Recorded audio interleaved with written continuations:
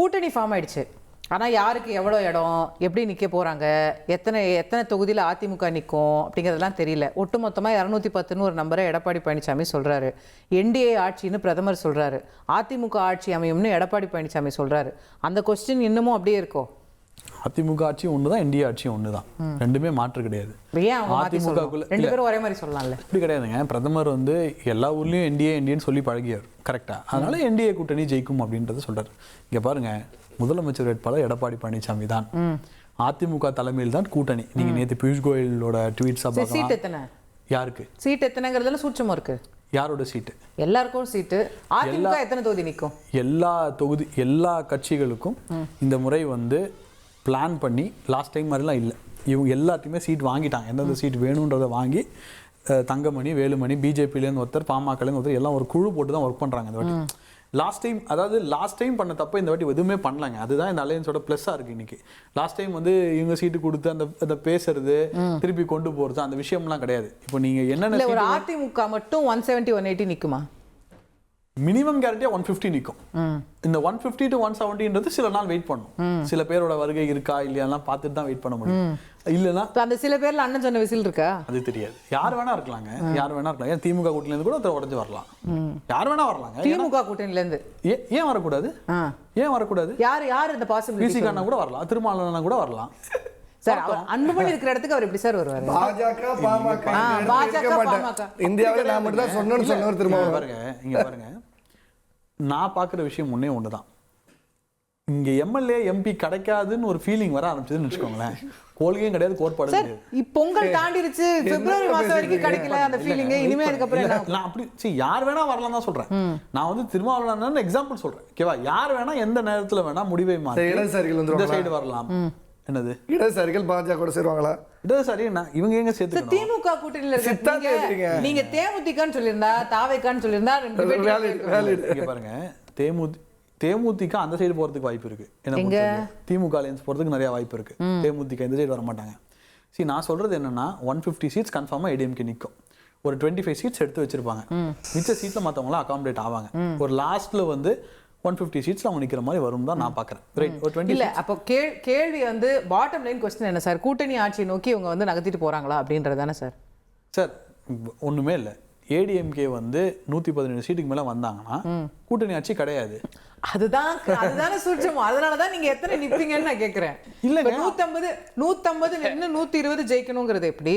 170 நின்னு 120 ஜெயிக்கணுங்கிறது ப்ரூவ் பண்ணதானே. 136ல இருந்து 128 29 ஜெயிச்சாங்கன்னு நினைக்கிறேன். 2011 வேற கதை சார். அது sweep election sir. See, we have examples சொல்றேன். We have examples on this. இந்த மாதிரி வந்து கம்மி சீட்ஸ்ல இருந்து அதிக ஸ்ட்ரைக் ரேட் பண்றது. அது இவன் அதிமுக எப்பவும் ஜெயிக்கிற எலெக்ஷன்ல நல்ல ஸ்ட்ரைக் ரேட்ல தான் ஜெயிச்சிருக்கு. இந்த விளிம்பு நிலையில கஷ்டப்பட்டு ஜெயிக்கிறதெல்லாம் வந்து ரொம்ப ரேர் சினாரியா தான் இருக்கு. அந்த 117ன்றத அவங்க இது பண்ணிடுவாங்க. இங்க பாருங்க, BJP will not disturb ADMK. ஏன்னா பிஜேபிக்கு 2029ல இங்க இருந்து எம்பிஸ் தேவை. இது நிதர்சனமான உண்மை. ஏன்னா நார்த்ல சில சீட்ஸ் 29க்கும் இந்த கூட்டணி நிச்சயமா தொடரும். ஓகே, 29லயும் இந்த கூட்டணி தொடரும். ரைட். எந்த கட்சி வேணா இந்த கூட்டணி வந்து வின் பண்ணணும்ன்றத நம்ப ஆரம்பிச்சிட்டாங்க அப்படின்னா எந்த கட்சி வேணா எங்க வேணா தாவுவாங்க. திரு Arunan, BJP will not disturb ADMK ஏற்கிறீங்களா? இப்பவே டிஸ்டர்ப் பண்ணிட்டு இருக்காங்க சகோதரி. எப்படி? நீங்க ஒரு நல்ல கேள்வியை கேட்டீங்க சகோதரி. இல்ல, நீங்க கேட்டீங்கல்ல, நானும் பார்த்தேன். பிரதமர்ல இருந்து பாஜக காரங்க எல்லாரும் ஒரே மாதிரி என்டிஏ கூட்டணி ஆட்சி அப்படின்னாங்களே ஒழிய அதிமுக ஆட்சி அப்படின்னு அவங்க ஒரு வார்த்தை சொல்லவே இல்லை. பாவ எடப்பாடியார் தான் 210 அதிமுக தனி ஆட்சி என்று அந்த மேடையில பேசினார். வேற யாரும் பேசல. அப்ப அவங்க கணக்கு வேற, இவங்க கணக்கு வேற. ஆனா எடப்பாடி அவர் ஏற்கனவே தம்பித்துறை பேசியிருக்காரு, எல்லா தலைவர்களும். அது உண்மை. நான் அதுக்குள்ள போகலையே. ஆனால் அவர் தலைமையில கூட்டணி ஆட்சி பாஜக. ஒரு பாயிண்ட் சகோதரி, இந்த டபுள் இன்ஜின் இங்க வந்து இல்ல வர்றேன். ஆமா, அந்த டபுள் இன்ஜின் இருக்கிற வார்த்தை இன்னைக்கு வேற மாதிரி புரிஞ்சுக்கிறீங்க. நான் வேற ஒரு மாதிரி அதுக்கு ஒரு அர்த்தம் இருக்குங்கிறேன். டபுள் இன்ஜின்னா என்னன்னா, ஒன்றியத்திலும் ஒரு கட்சி ஆட்சி, அதே கட்சியினுடைய ஆட்சி ஒரு மாநிலத்திலும் அட்லீஸ்ட் அந்த கூட்டணிக்குள்ளேயாவது ஆட்சியில் இருக்கும்.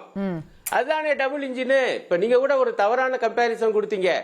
ஐயா அங்க காங்கிரஸ் ஆட்சி, ஆனா அதே ஆதரவோடு இங்க திமுக அப்படின்னு. ஆனா திமுக ஆட்சியில மாநிலத்துல காங்கிரஸ் பங்கு பெறல, அதனால அது டபுள் இன்ஜின் கிடையாது. ஆனா இவங்க சொல்றது எல்லாமே டபுள் இன்ஜின்னா என்னன்னா, இப்ப உதாரணமா ஆந்திரா அது டபுள் இன்ஜின் வாங்க. ஏன்னா ஆந்திராவில பாஜகவும் கூட்டணிக்குள்ள இருக்கு. அந்த மாதிரி தான் மீன் பண்றாரு பிரதம மந்திரி, அந்த மாதிரி தான் மீன் பண்றாரு நைனா நாகேந்திரன், அண்ணாமலை எல்லாம்.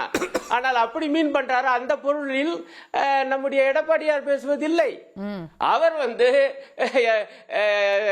அதிமுகவே தனித்து ஜெயிக்கும், ஒட்டுமொத்தமாக 200 நாங்க 210 வந்துருவோம் கூட்டணி, நாங்க தனி மெஜாரிட்டியில ஆட்சி அமைப்போம் என்று அவர் மட்டும்தான் பேசுறாரு. இதுவே டிஸ்டர்ப் பண்றதுதான். ஆகவே நீங்க தனி ஆட்சியில அமைச்சர் முடிவுன்னு நினைக்காதீங்க ஐயா, நாங்கெல்லாம் தெளிவா இருக்கோம், என்டிஏ கூட்டணி. ஆகவே நீங்க அடுத்த ஒரு கேள்வி, முக்கியமான கேள்வி, அது என்னன்னா, இவங்களுடைய கணக்கு இப்படி அவங்க கணக்கு அப்படி இருக்கும்போது அதிகமான இடங்களை பாஜகவும் இதர கட்சிகளும் பெற பார்க்கும். அதிகமான இடங்களில் அதிமுக நிக்காமல் இருக்க பார்க்கும். இந்த வேலை கண்டிப்பாக அங்க செஞ்சுட்டு இருப்பாங்க. அப்கோர்ஸ் கடைசியா எப்படி முடியுது என்று நான் இப்ப ஒண்ணு சொல்ல. நீங்க சொல்லுங்க, அதிகமான இடங்களை நீங்க கேட்க மாட்டீங்களா திமுக கூட்டணியில? கொடுக்க மாட்டாங்களே எங்க, நிச்சயமாக அவங்க அது உரியதை கேட்போங்க. நான் இந்த வார்த்தையை கேட்பாங்க. எங்களை பொறுத்தவரையிலும் ஆமா கேட்பாங்க. ஆனால் இந்த மாதிரி எங்களுக்கு என்ன இல்லை, நாங்க தெளிவா சொல்றோமே, நாங்க கூட்டணி ஆட்சியில பங்கு வேணும் என்று சிபிஎம் சொல்லாதீங்க. விடுதலை சிறுத்தைகள் கேக்குது, காங்கிரஸ் கட்சி கேக்குது.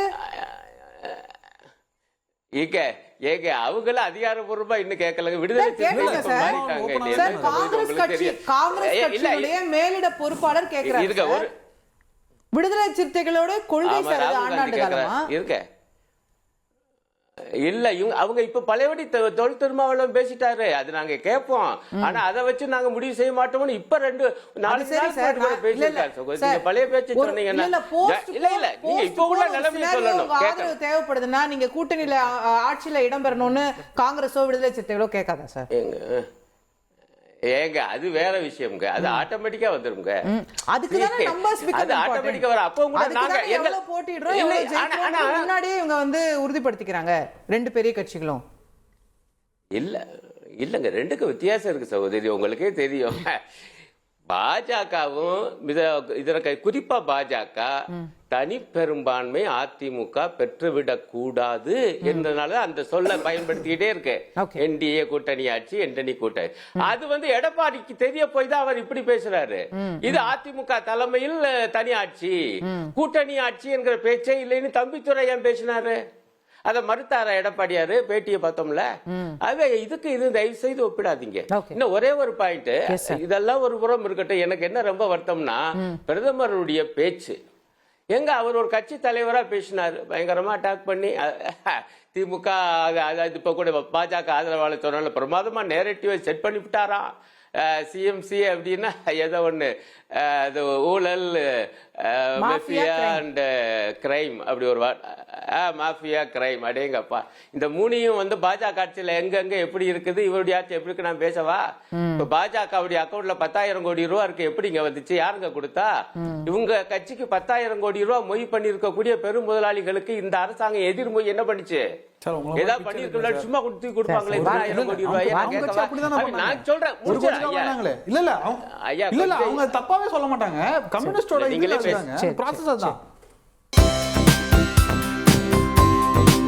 தந்தி டிவியை உங்கள் கேபிள் டிவி ஆபரேட்டரிடம் இலவசமாக கேட்டு பெறுங்கள்.